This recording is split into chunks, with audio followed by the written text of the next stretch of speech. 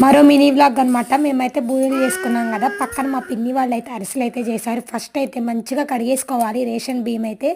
అరిసెల కోసం అయితే వాళ్ళు 2 రోజులు అయితే నానబెట్టారు. మధ్యలో మనం పొద్దున సాయంత్రం అనేది కడుక్కోవాలి. 2 రోజుల తర్వాత అయితే పిండి అయితే ఆడించుకొచ్చిన తర్వాత అదిగోండి పిండి అయితే జల్లిస్తూనే చేత్తో అదుముతూ ఉండాలన్నమాట. లేకపోతే పిండి అనేది తడారిపోద్ది. మా పిన్ని అయితే ఇంకా పాకం అయితే పడుతున్నారనమాట. కేజీ రేషన్ బియ్యానికి 3/4 కేజీ బెల్లం.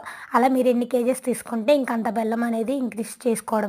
ఉండపాకం అయితే వచ్చేసింది. వేసి దానికి కొడితే ప్లేట్కి టంగన్ సౌండ్ రావాలంట. అలా పాకం అయితే వచ్చేసిందంట. వచ్చిన తర్వాత అయితే అదిగోండి వేయించి పెట్టుకున్న నువ్వులు, యాలకుల పొడి, అలాగే నెయ్యి అయితే వేసుకొని బాగా మిక్స్ చేసుకున్నారు. కానీ స్టవ్ మీద నుంచి అయితే దింపేసుకొని అదిగోండి అలా తడి పిండి ఒకళ్ళు వేస్తూ ఒకళ్ళు అయితే అలా తిప్పుతూ ఉండాలన్నమాట, మంచిగా మిక్స్ అయ్యేలాగా.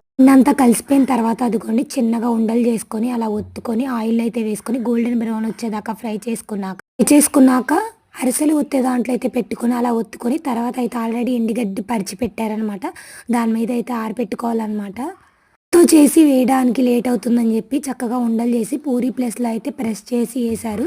చక్కగా రౌండ్గా అయితే వచ్చాయి. మధ్యలో అయితే మా అమ్మాయి కూడా అయితే హెల్ప్ చేస్తుందన్నమాట ఒత్తడానికి పూరీ ప్లేస్. మీరు కూడా ఇలా ట్రై చేయండి అరిసెల్ని. వీడియో కనుక నచ్చినట్టయితే లైక్, సబ్స్క్రైబ్, బాయ్.